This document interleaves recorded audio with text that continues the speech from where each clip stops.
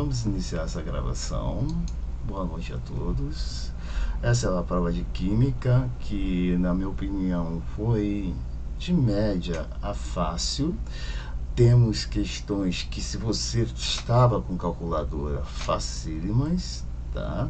Sem calculadora, aí complica, principalmente a última questão, né? Dá para fazer.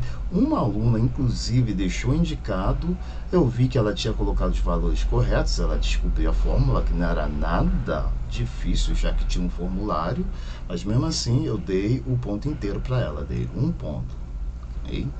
Vamos para a resolução. Eu já deixei aqui as respostas feitas. Como eu comentei, falando rapidamente, relembrando a última aula, como que se faz exercícios de problemas de química, física e de vez em quando biologia, a primeira coisa que você tem que fazer é entender o que o problema está te pedindo, marcar o que é importante, não dar muita atenção para o resto do contexto e, se necessário, monte uma tabelinha. Sempre será necessário essa tabelinha, que eu não vi nenhum aluno montando nessa primeira questão, tá?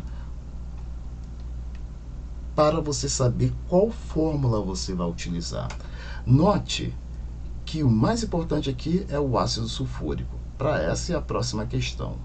O ácido sulfúrico, ele libera 2 hidrogênios. O macete que eu ensinei para vocês, para se atentar a modificar alguma coisa da fórmula, era ver se tinha 2, ou 1, ou 3, ou mais hidrogênios.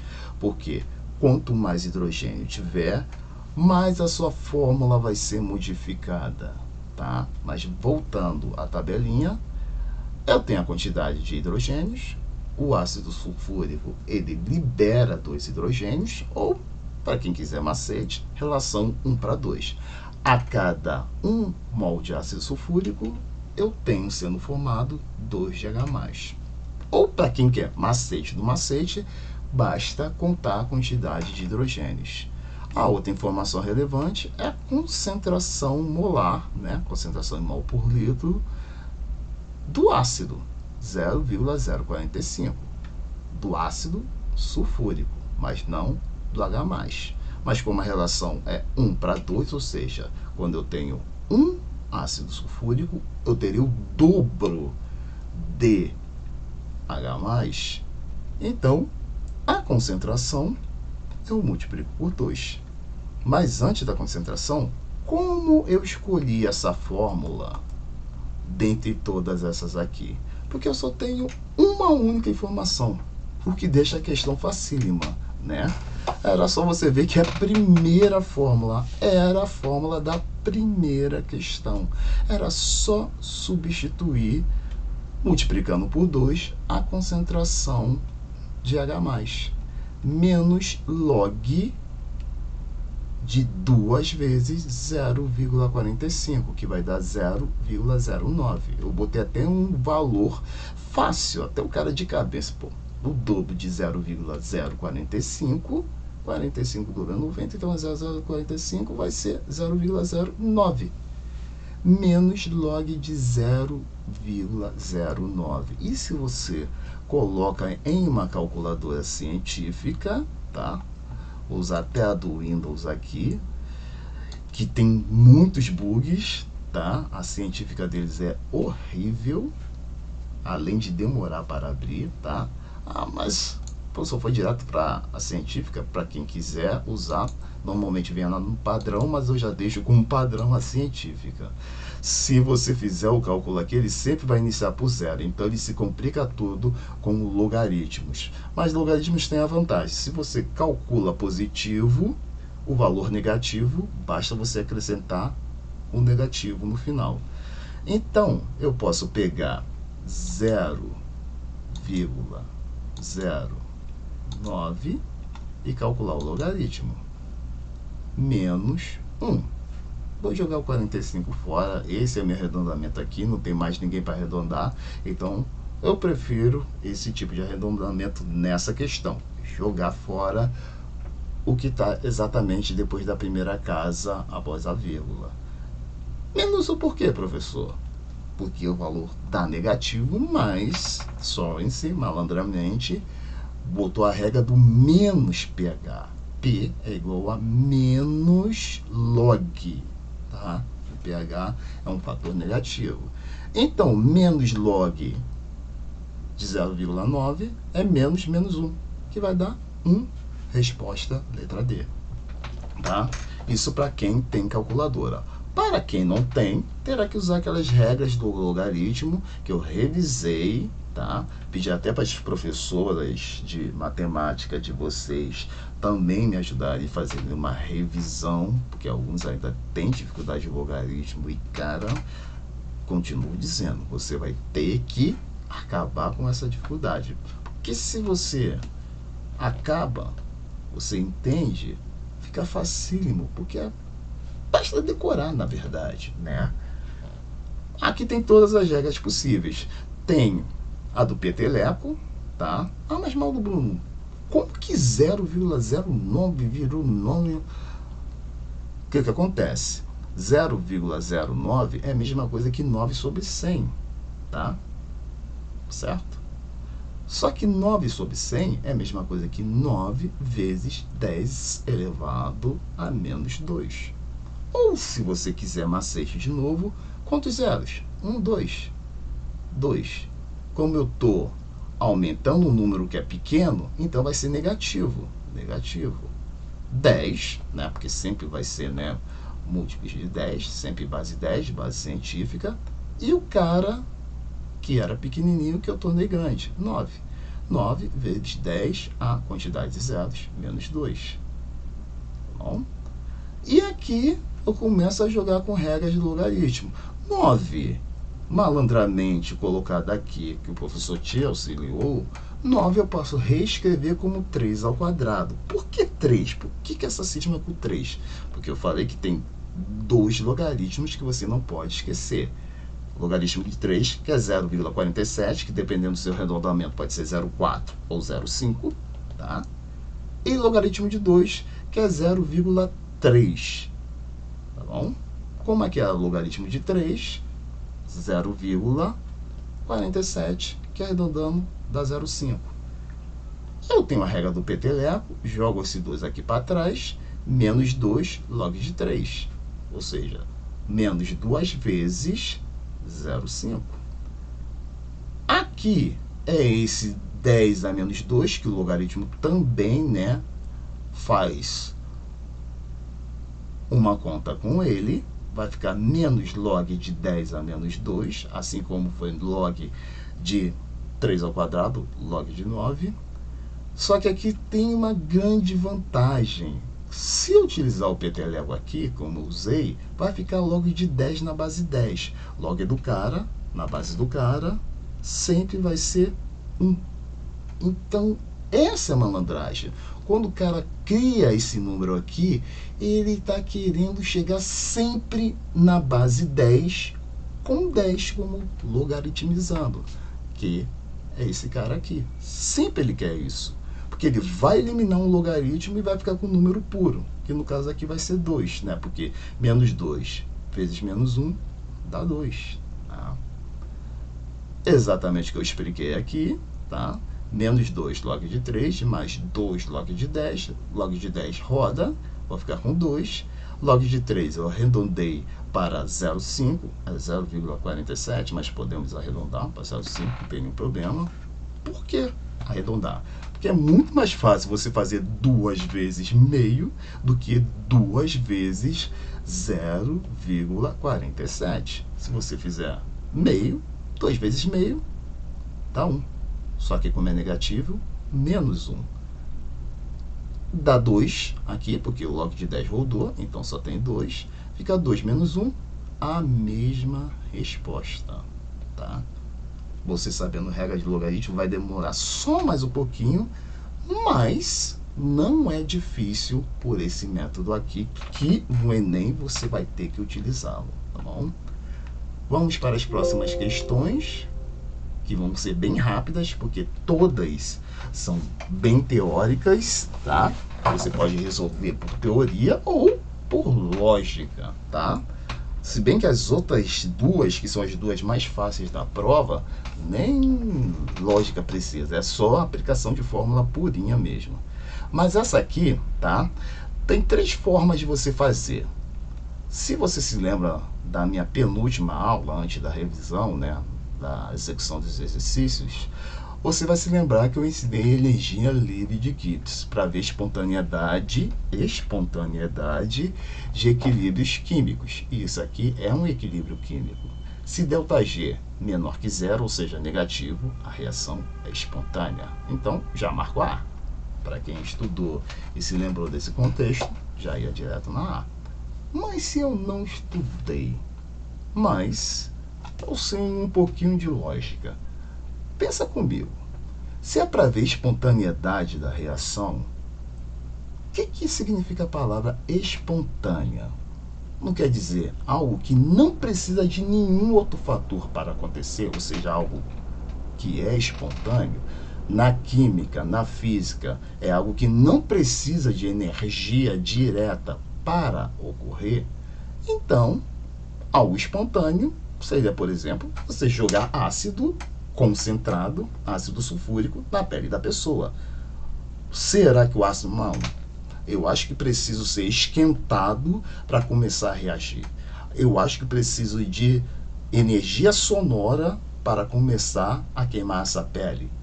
Eu acho que eu preciso de vibração para começar a queimar a pele. Não.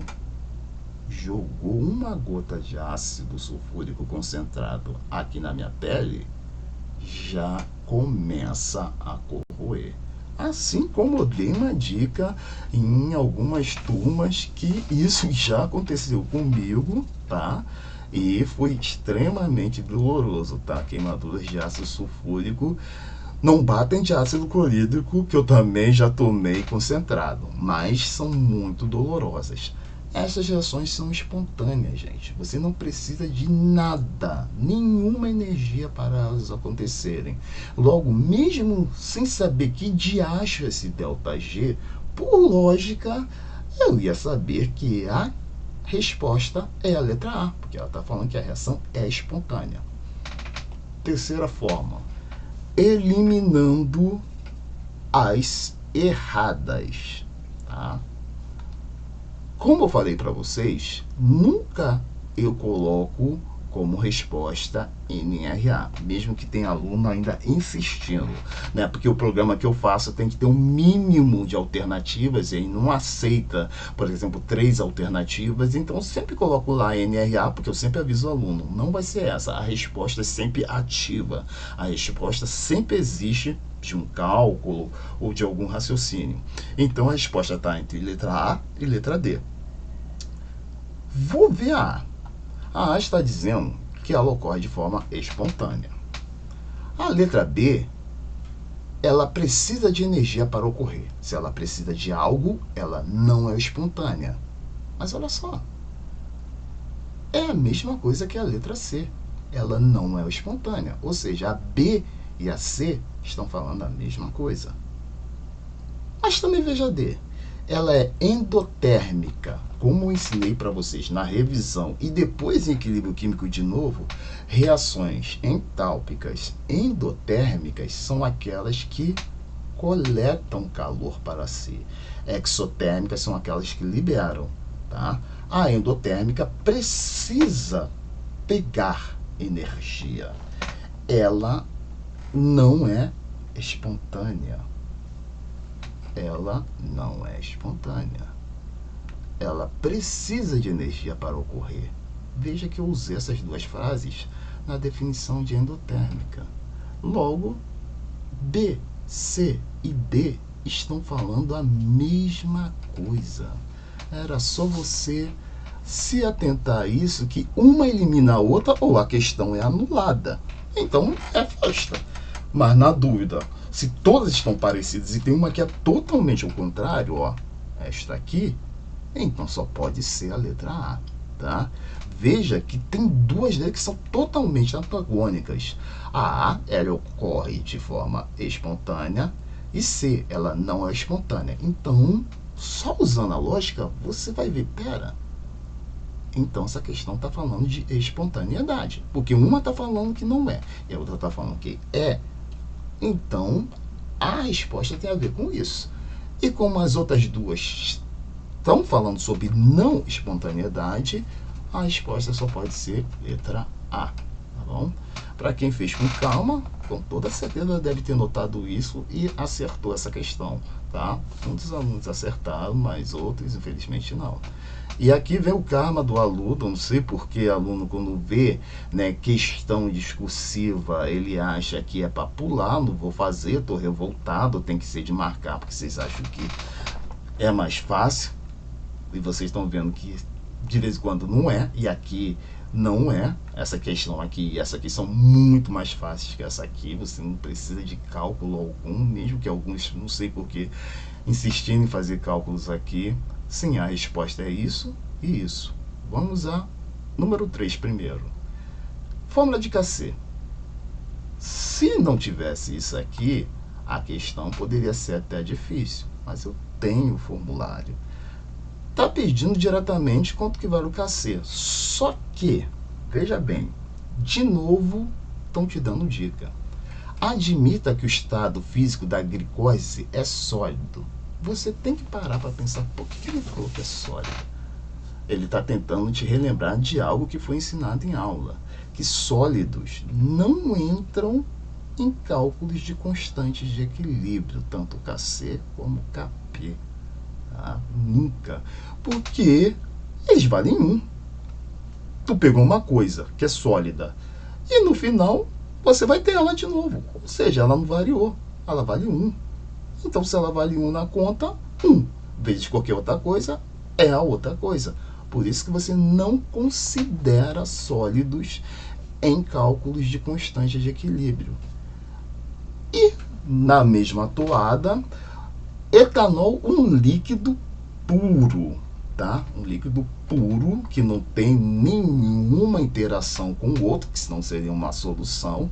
E também foi dito para vocês, tá? Muitos alunos até me perguntaram um dia se além dos sólidos também tinha outro caso que desse 1, ou seja, você não considera no Cassé, e eu falei líquidos puros. Tá? Cassé também não considera para o seu cálculo líquidos puros. E o dióxido de carbono como gasoso. Como eu falei em aula, um cara para entrar em qualquer constante de equilíbrio é o cara gasoso, porque o gás não tem uma forma determinada, tá? Essa, né, aleatoriedade dele, essa randomização dos gases, colocam ele como um fator de sempre ocorrer em cálculos de Cassé, Kp. Tá? Logo, o único gás que nós temos aqui é o CO2. Né? Eu até ajudei, né, a equação do probleminha, se eu não me engano, isso aqui é uma questão, essa parte aqui, né, porque eu adaptei, é de uma questão do Enem, e eles não colocaram, né, o estado físico e estado agregatório, mas eu informei aqui para ajudar o aluno. Falei que o único gás que tinha era o CO2. Logo, 2 de CO2. A fórmula está dizendo que você tem que pegar produto e elevar ao coeficiente estequiométrico. 2 de CO2 vira CO2 ao quadrado. Não sei porque muitos alunos botaram 2 CO2. Aí eu desconsiderei porque o cara, tipo, tá a fórmula aqui, só que o cara não quis usar a fórmula. Eu não entendi por quê, né? O cara quis perder ponto de bobeira. E ainda insistiu aqui que é a mesmíssima questão, mas se você ainda estava em dúvida na 3, a 4 ainda te empurra mais uma dica para 3. Caso o etanol não fosse um líquido, puro, né? Que sempre vai ser líquido, né, na CNTP. Ué, mas por que ele está falando aqui que é líquido puro e aqui não é líquido puro? Quer dizer então que aqui eu não elimino ele, mas aqui eu o elimino, usando só a lógica, tá? Caso o etanol não fosse um líquido puro, a reação. E se o cara, não estou prestando atenção nisso, estou preocupado com a outra prova, vem mais um empurrão, um peteleco na orelha para ele prestar atenção. Por exemplo, se for uma solução aquosa, pode ser aquosa, alcoólica não é porque é o próprio etanol, mas oleosa, sei lá, uma solução. Ele está dizendo então que agora mudou totalmente o cara. Então o cara que antes não participava, agora vai participar. E, de novo, só vir aqui e aplicar a fórmula. CO2 elevado ao quadrado, que é o coeficiente estequiométrico dele, vezes, que é sempre vezes, a glicose elevado ao coeficiente estequiométrico dela. Aliás, o etanol elevado ao coeficiente estequiométrico dele. A glicose, pode notar, ó, que ela não aparece aqui, porque ela continua sólida. Se por acaso aqui falasse uma solução agora de glicose, tá? Glicose líquida em uma solução aquosa, por exemplo, que seria água com açúcar, tá? Aí sim, seria CO2 ao quadrado vezes etanol ao quadrado dividido por glicose ao quadrado. Bom, questões muito fáceis. Era só pegar a fórmula e substituir pelas incógnitas, que na verdade são incógnitas, são compostos químicos. Bem facinha. E a questão mais difícil, nem vou perder muito tempo com ela, tá? Aqui sim era para você usar a calculadora, mas teve uma menina que pelo jeito não estava com calculadora, mas deixou indicado. E o mais importante para mim, porque o restante é besteira, porque descobri que essa fórmula aqui é muito fácil.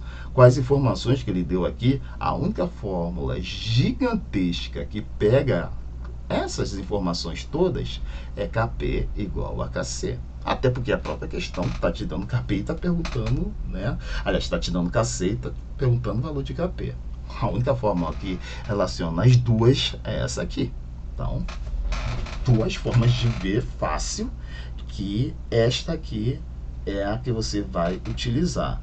E depois, a única dificuldade vai ser o cálculo do ΔN, que aqui sim, mesmo sendo sólido, líquido, puro, etc., você calcula o número de mols incluindo eles. Ou seja, desse lado aqui eu tenho 4 e aqui eu tenho 1. 4 menos 1 dá 3. Então, ΔN é igual a 4 menos 1, 3. O restante é só substituir as incógnitas pelos seus valores. Eu coloquei a constante dos gases, tá? Um aluno, eu acho que notou isso, acho que foi na 3001, que não tinha unidade, então malandramente ele tirou o restante da unidade, inclusive do Kelvin aqui, tá? Do 100K, ele não botou o K, aí eu vi que ele foi esperto.